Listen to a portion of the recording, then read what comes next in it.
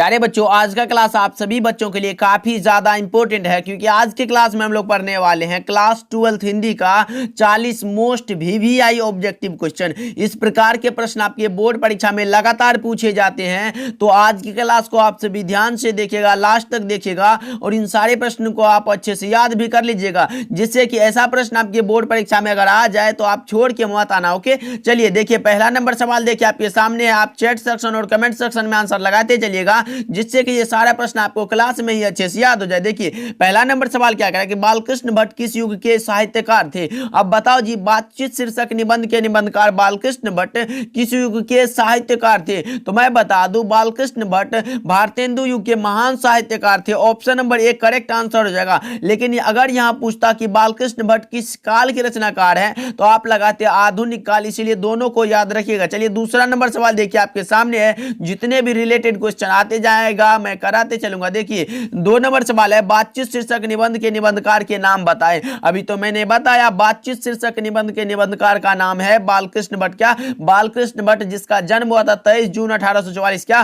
23 जून 1844 और 20 जुलाई 1914 को इसका निधन हुआ था, इसलिए इसको भी याद रखिएगा आप सभी। और निवास स्थान है इलाहाबाद उत्तर प्रदेश, इसलिए इसको भी याद रखना। चलिए नेक्स्ट सवाल की ओर बढ़ते हैं। तीसरा नंबर सवाल आपके सामने है कि उसने कहा था शीर्षक कहानी के रचयिता का क्या नाम है। उसने कहा था कहानी के कहानीकार का नाम पूछा गया आप सभी से, तो आपको पता होगा उसने कहा था कहानी के कहानीकार का नाम है Chandradhar Sharma Guleri. Option number A correct answer हो जाएगा, जिसका जन्म हुआ था 7 जुलाई 1883 और 12 सितंबर 1922 को इसका निधन हो गया था। ओके जी, चलिए चौथा नंबर सवाल देखिए। आप फटाफट से भाई क्लास को अच्छे से करो और अच्छे से याद भी करते चलो हमारे साथ। देखिए चौथा नंबर सवाल है, चंद्रधर शर्मा गुलेरी का मूल निवास स्थल कहां है। मूल निवास पूछा गया आप सभी से, तो लगाओ सही जवाब क्या होगा, फोर्थ का। तो मैं बता दूं, इसका गुलेर कांगड़ा हिमाचल प्रदेश है। Option number D correct answer हो जाएगा। लेकिन अगर यहां पूछता कि इसका जन्म स्थान कहां है, तो आप लगाते जन्म स्थान है जयपुर राजस्थान। क्या? जन्म स्थान Jaipur Rajasthan.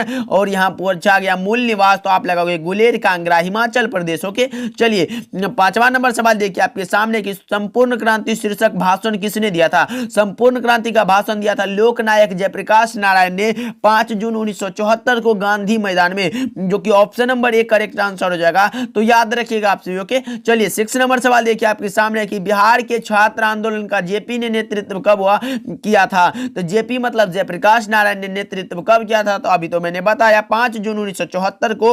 Option number B correct answer हो जाएगा 6 का। ओके, चलिए 7 नंबर सवाल देखिए आपके सामने कि किस पाठ में कहा गया है जिस पुरुष में नारीत्व नहीं अपूर्ण है। जिस पुरुष में नारीत्व नहीं अपूर्ण यानी पूरा नहीं है, तो यह कहा गया अर्धनारीश्वर पाठ में, जिसके लेखक हैं रामधारी सिंह दिनकर। क्या? रामधारी सिंह दिनकर, राष्ट्र कवि दिनकर जी इसके लेखक है। ओके, चलिए 8 नंबर सवाल देखिए कि अर्धनारीश्वर शीर्षक निबंध के निबंधकार का क्या नाम है। अभी तो मैंने बताया अर्धनारीश्वर शीर्षक पाठ के लेखक है Ramdhari Singh Dinkar. Option number A correct answer हो जाएगा। अर्धनारीश्वर में शंकर और पार्वती जी का कल्पित रूप है, इसलिए इसको भी याद रखिएगा। चलिए 9 नंबर सवाल को देखते हैं क्या कह रहा है। अज्ञे का पूरा नाम क्या है। अब बताओ जी, अज्ञे जी का पूरा नाम क्या है। लगाओ सही जवाब क्या होगा 9th का।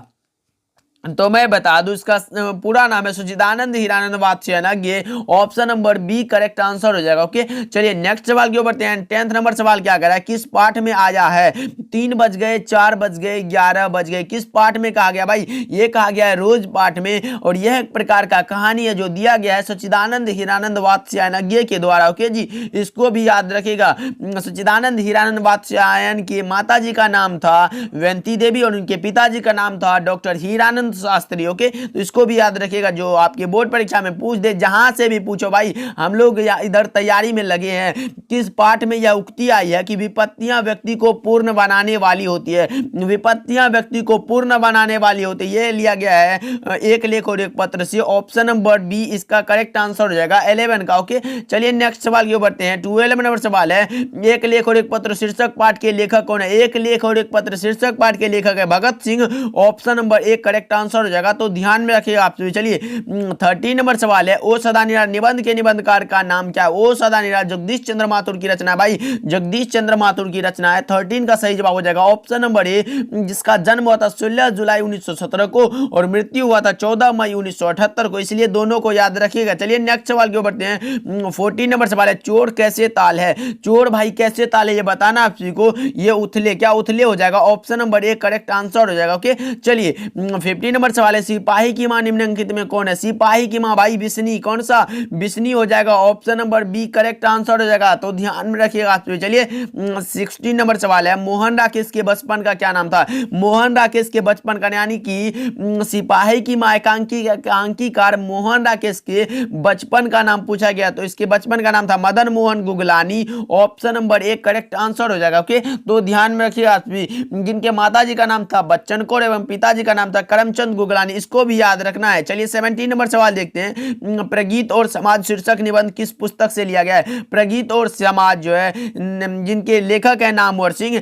17 का सही जवाब लगाओ तो यह लिया गया वाद विवाद संवाद से, क्या वाद विवाद संवाद से लिया गया, इसलिए option number A correct answer हो जाएगा। चलिए 18 नंबर सवाल देखिए, जूठन क्या है? जूठन भाई आत्मकथा जो दिया गया है ओम प्रकाश वाल्मीकि के द्वारा, option number D correct answer हो जाएगा। ओके जी लगाते चलो भाई, चैट सेक्शन में आप लगाते चलो, याद हो जाएगा। देखिए मलियज ने किस विषय में एमए किया था? मलियज साहब ने किस विषय में एमए किया था? लगाओ सही जवाब क्या होगा, यह किया था अंग्रेजी विषय में, option number B correct answer हो जाएगा। ओके तो ध्यान में रखिएगा आपसे, मलियज जी छात्र जीवन में क्षय रोग से ग्रसित थे भाई। ओके चलिए नेक्स्ट सवाल की ओर बढ़ते हैं। 20 नंबर सवाल है कि हंसते हुए मेरा अकेलापन के लेखक कौन है? हंसते हुए मेरा अकेलापन के लेखक कौन है भाई? मलियज जी, कौन सा? यह एक प्रकार का डायरी है जो मलियज के द्वारा दिया गया, option number B correct answer हो जाएगा। चलिए 21 नंबर सवाल को देखते हैं, त्रिच कहानी किस प्रकार की कहानी है?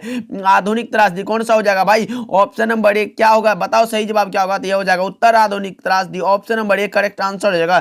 चलिए 22 नंबर सवाल को देखते हैं कि किस पाठ में यह उक्ति आई है कि जहां भय है वहां मेधा नहीं हो सकती है, यह किस पाठ में कहा गया है? तो लगाओ सही जवाब क्या होगा 22 का, तो मैं बता दूं जहां भय हो वहां मेधा नहीं हो सकती, यह कहा गया शिक्षा पाठ में, जिसके लेखक है जे कृष्णमूर्ति जी। ओके चलिए 23 नंबर सवाल की ओर बढ़ते हैं, शिक्षा पाठ के शिक्षा शीर्षक निबंध किसने लिखा भाई? शिक्षा जे कृष्णमूर्ति की रचना है, जिद्दू कृष्णमूर्ति की रचना है, option number A correct answer हो जाएगा 23 का। ओके चलिए नेक्स्ट सवाल की ओर बढ़ते हैं। 24 नंबर सवाल है, जायसी किस शाखा के कवि है भाई? जायसी जी प्रेम के पीर के कवि है, कौन सा? प्रेम मार्गी हो जाएगा, option number B correct answer हो जाएगा।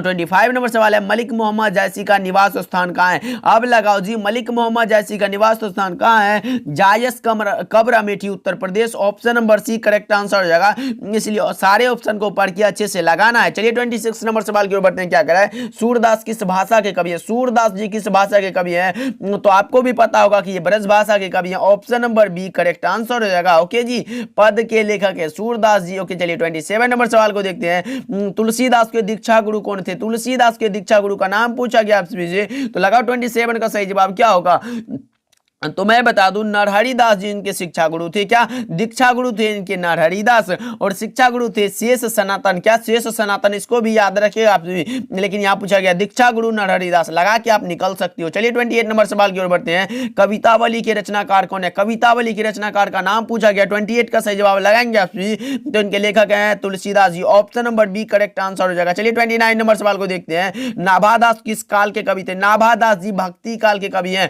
जो कि ऑप्शन नंबर डी में दिया गया, बिल्कुल करेक्ट आंसर। चलिए 30 नंबर सवाल को देखते हैं, भूषण को भूषण की उपाधि किसने दी थी? कवित के लेखक भूषण जी को भूषण की उपाधि किसने दी थी? लगाओ 30 का सही जवाब क्या होगा, इनको दी थी चित्रकूट के राजा कौन सा? हृदय राम के पुत्र रुद्र शाह ने, option number C correct answer हो जाएगा। ओके चलिए नेक्स्ट सवाल की ओर बढ़ते हैं, क्या कह रहा है? 31 नंबर सवाल है, जयशंकर प्रसाद का जन्म कहां हुआ था? जयशंकर प्रसाद का जन्म पूछा गया आपसे, 31 का सही जवाब क्या होगा, ये हुआ था वाराणसी में, कहां? वाराणसी में, option number D correct answer हो जाएगा। चलिए 32 नंबर सवाल को देखते हैं, पुत्र वियोग शीर्षक कविता सुभद्रा कुमारी चौहान की किस पुस्तक से ली गई है? अब लगाओ पुत्र वियोग जो कविता है, जो सुभद्रा कुमारी चौहान की रचना है, वो किस पुस्तक से ली गई है? तो ये ली गई मुकुल से, option number A correct answer हो जाएगा। चलिए 33 नंबर सवाल है, प्रकृति वर्णन से संबंधित कविता कौन सी है? प्रकृति वर्णन से संबंधित कविता है उषा, जो शमशेर बहादुर सिंह के द्वारा दिया गया। चलिए 34 नंबर सवाल की ओर बढ़ते हैं कि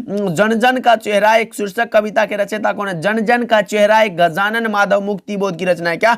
Gajanan Madhav Muktibodh. Option number A correct answer हो जाएगा। ओके, चलिए 35 नंबर सवाल को देखते हैं। अधिनायक शीर्षक कविता के कवि का क्या नाम? अधिनायक भाई रघुवीर साय की रचना है। क्या? रघुवीर साय, जो कि ऑप्शन नंबर ए में दिया गया जी। Option number A correct answer हो जाएगा। ओके, चलिए नेक्स्ट सवाल के बढ़ते हैं। 36 नंबर सवाल है, कवि रघुवीर साय का जन्म कहां हुआ था? रघुवीर साय का जन्म स्थान पूछा गया। लगाओ सही जवाब क्या होगा 36 का। तो मैं बता दूं ये हुआ था लखनऊ उत्तर प्रदेश में। कौन सा? Option number D correct answer हो जाएगा। ओके, चलिए 37 नंबर सवाल की ओर बढ़ते हैं। प्यारे नन्हे बेटे को कविता में लोहा किसका प्रतीक है? भाई लोहा किसका प्रतीक है? तो ये कर्म का प्रतीक है। Option number B correct answer हो जाएगा। चलिए 38 नंबर सवाल की ओर बढ़ते हैं। खेत रहना शब्द का अर्थ क्या होता है? मुहावरे का अर्थ पूछा गया है। ये होता है मारा जाना। Option number B correct answer हो जाएगा। ओके, चलिए 39 नंबर सवाल है, हार जीत कविता के कवि कौन है? हार जीत शीर्षक कविता के कवि का नाम पूछा गया आपसे, तो यह हो जाएगा अशोक वाजपेयी, यानी कि ऑप्शन नंबर बी बिल्कुल ही करेक्ट आंसर हो जाएगा। चलिए 40 नंबर सवाल को देखते हैं। पहल सम्मान ज्ञानेंद्रपति को कब दिया गया था?